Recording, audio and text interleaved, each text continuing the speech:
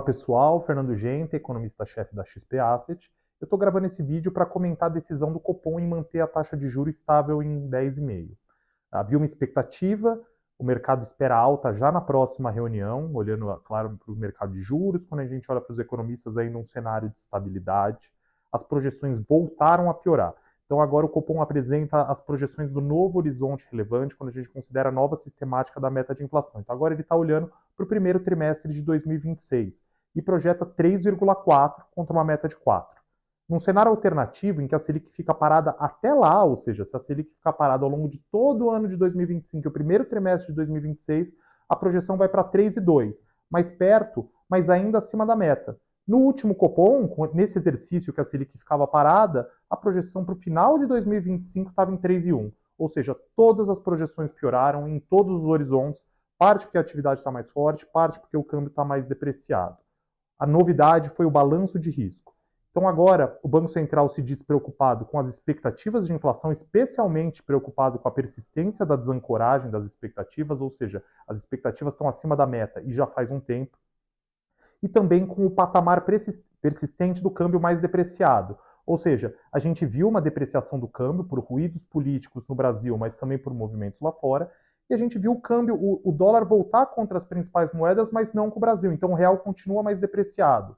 Entende-se que se as expectativas continuarem como estão e se o dólar continuar no patamar que está, o Banco Central fala que precisa de ainda mais cautela, ou seja, vai estar ainda mais próximo de uma alta de juros.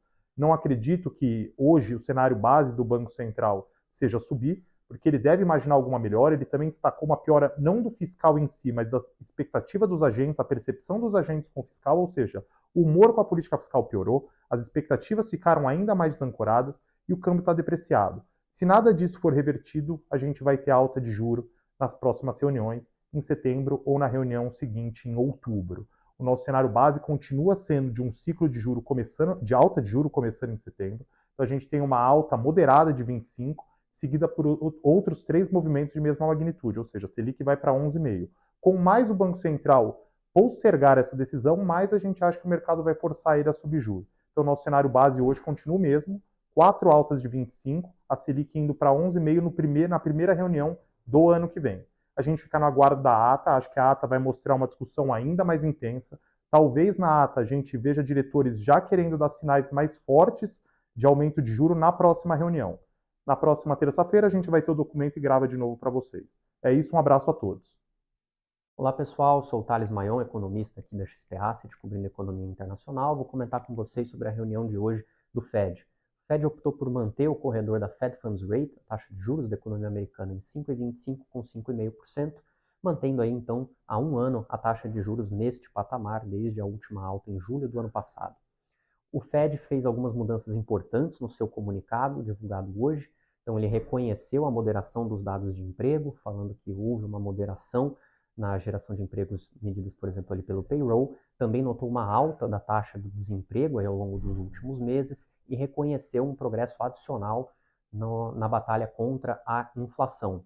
O FONC também realizou algumas outras alterações importantes no comunicado, como notar um melhor equilíbrio ali do balanço de riscos, assim como passou a dizer que está bem atento, highly attentive, não só para os riscos da inflação, mas também agora para os riscos com relação ao mandato do emprego. Lembrando que o Fed tem um mandato dual de inflação e emprego. Durante a coletiva de imprensa, a gente teve algumas declarações importantes também do Chairman Jerome Powell. Então, do lado da inflação, reconhecendo essa melhora dos dados que a gente comentou aqui no comunicado, ele notou que os dados de maio e junho foram sim, assim como os de abril, né, os do segundo trimestre como um todo, foram dados mais benignos, mas que o FONC quer ver ainda mais dados para realmente começar esse processo de início de corte de juros, razão pela qual já não cortaram na reunião de hoje. Do lado do mercado de trabalho, assim como no comunicado deixou bastante claro, ele reconheceu esse melhor equilíbrio do mercado de trabalho, né, um reequilíbrio entre oferta e demanda. Também notou ali essa alta do desemprego, foi um tema aí que foi bastante questionado, bastante abordado durante a coletiva de imprensa.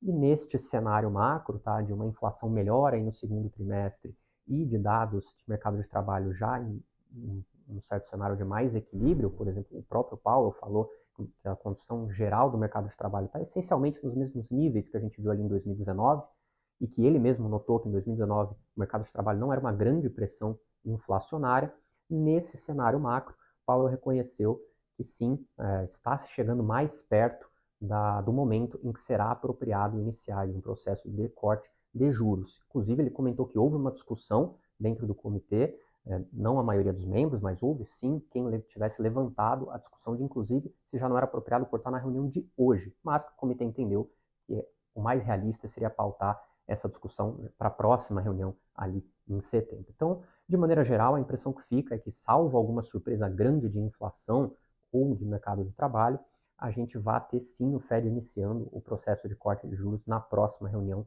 em setembro, FONC que está vendo um quadro inflacionário mais benigno e ajudado ali por uma moderação no mercado de trabalho, na atividade como um todo, que permite uma confiança suficiente de que a inflação está sustentavelmente caminhando rumo à meta.